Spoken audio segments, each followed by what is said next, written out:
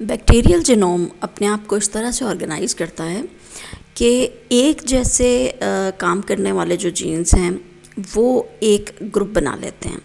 For example, अगर कुछ ऐसे जीन्स हैं जो कि ऐसे एंजाइम्स की सिंथेसिस से रिलेटेड हैं जो कि बायोसिंथेटिक एक्टिविटी में इन्वॉल्व हों या किसी डिग्रेडेटिव पैथवे में इन्वॉल्व हों, तो वो चूँकि एक टाइप के जीन्स हैं, उन्होंने एक तरह के एंजाइम्स बनाने हैं जिनका कॉमन फंक्शन है।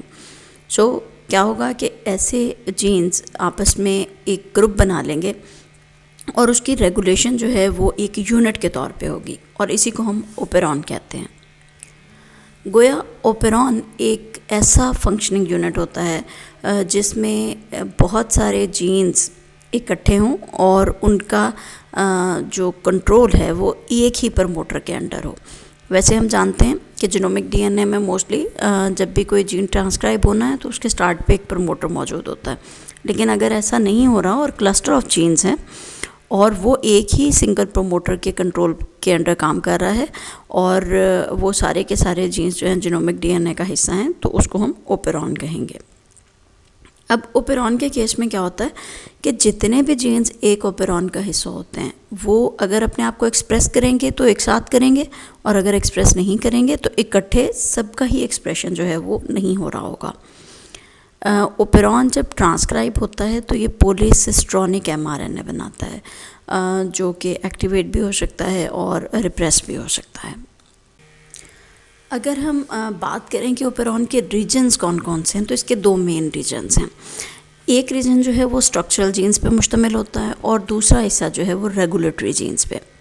जो स्ट्रक्चरल जीन्स हैं ये इस तरह के जीन्स होते हैं कि जो कोड कर सकते हैं किसी भी प्रोटीन को, और जब ये जीन अब ट्रांसक्राइब होते हैं सबसे पहले आरएनए बनता है और आरएनए से अल्टीमेटली ट्रांसलेशन के बाद प्रोटीन बनती है जो कि स्ट्रक्चरल प्रोटीन होती है। सो ये जीन्स स्ट्रक्चरल जीन्स होते हैं और इनकी जो प्रोटीन है वो फिर सेल के अंदर डिफरेंट तरह के अपने फंक्शन परफॉर्म करती है। दूसरी बात हमने की कि दूसरा मेन रीजन जो है वो रेगुलेटरी जीन्स पे मुश्तमिल है। तो रेगुलेटरी जीन्स जो हैं वो इस तरह की प्रोटीन्स बनाते हैं जो कि इन स्ट्रक्चरल जीन्स के एक्सप्रेशन को कंट्रोल करता है। जैसे फॉर एग्जांपल, अगर कोई पर्टिकुलर डीएनए सेगमेंट है उसके साथ ये रेगुलेटरी जीन की प्रोडक्ट यानी कि इसकी प्रोटीन अपने आप को अटैच करेगी और उसके बाद जो है उस जीन के एक्सप्रेशन का तयन किया जाएगा कि इस जीन ने किस तरह से एक्सप्रेस होना है, क्या इसका एक्सप्रेशन एनहांस करना है या उसको सुप्रेस करना है। टिपिकली किसी भी ओपेरॉन में एक तो क्लस्टर ऑफ जीन्स होता है यानी स्ट्रक्चरल जीन्स जिन्होंने अल्टीमेटली वो प्रोटीन्स बनानी हैं जिनका सेल के अंदर इम्पॉर्टेंट फंक्शन है। दूसरा, इन सारे जीन्स को कंट्रोल करने के लिए ओपेरॉन में एक ही प्रमोटर होगा। जहाँ पर आकर ट्रांसक्रिप्शन ख़त्म होती है वो टर्मिनेटर साइट मौजूद होगी। एक कंट्रोल साइट होगी जिसे हम ऑपरेटर कहते हैं और एक रेगुलेटर जीन होता है। रेगुलेटर जीन का काम ये होता है कि इस तरह की प्रोटीन बनाए जो कि ऑपरेटर के साथ अपने आप को आकर बाइंड करे और रेगुलेशन ऑफ ओपेरॉन करे। अब हम देखेंगे कि ओपेरॉन्स की टाइप्स कितनी हैं। 4 डिफरेंट पैटर्न्स हैं जिन पे ओपेरॉन्स काम करते हैं और जीन रेगुलेशन होती है। ये नेगेटिवली इंड्यूसेबल हो सकते हैं, नेगेटिवली रिप्रेसिबल हो सकते हैं और पॉजिटिवली इंड्यूसेबल या रिप्रेसिबल जीन हो सकते हैं।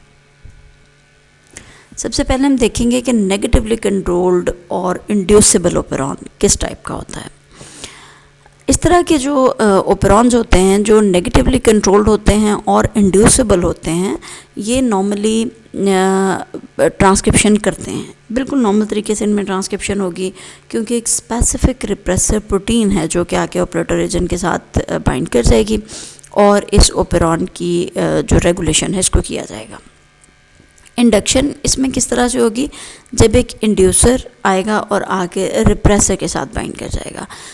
इंड्यूसर जो होते हैं ये बहुत ही स्मॉल किस्म के मॉलिक्यूल्स होते हैं जो कि रिप्रेसर के साथ बाइंड कर सकते हैं और रिप्रेसर के साथ इनकी बाइंडिंग का मकसद ये होता है कि ये उसके अंदर रिप्रेसर प्रोटीन की कॉन्फॉर्मेशन को चेंज कर दें। अगर रिप्रेसर प्रोटीन की कॉन्फॉर्मेशन चेंज हो जाएगी तो रिप्रेसर इस काबिल नहीं रहेगा कि मज़ीद अपने आप को ऑपरेटर के साथ बाइंड कर सके और उसके बाद जो ट्रांसक्रिप्शन है स्ट्रक्चरल जीन्स की वो हो सके। सो रिप्रेसर की एक्टिविटी को हेल्प करने के लिए उसके साथ आकर जो इंड्यूसर है ये अटैच हो जाए तो रिप्रेसर अपना काम नहीं कर सकता। इस टाइप के जो ऑपरॉन्स हैं ये नेगेटिवली कंट्रोल्ड इंड्यूसिबल ऑपरॉन्स होते हैं। दूसरे टाइप के ऑपरॉन्स जो हैं ये भी नेगेटिवली कंट्रोल लेकिन रिप्रेसिबल ऑपरॉन्स की कैटेगरी में आते हैं। इनमें जो ट्रांसक्रिप्शन होगी तो को रिप्रेसर आकर एपो रिप्रेसर के साथ यानी कि एक जो रिप्रेसर प्रोटीन है उसके साथ अपने आप को बाइंड करेगा और एक कम्प्लेक्स बना देगा और ये कम्प्लेक्स जाके ऑपरेटर साइड पे अपने आप को अटैच कर लेगा।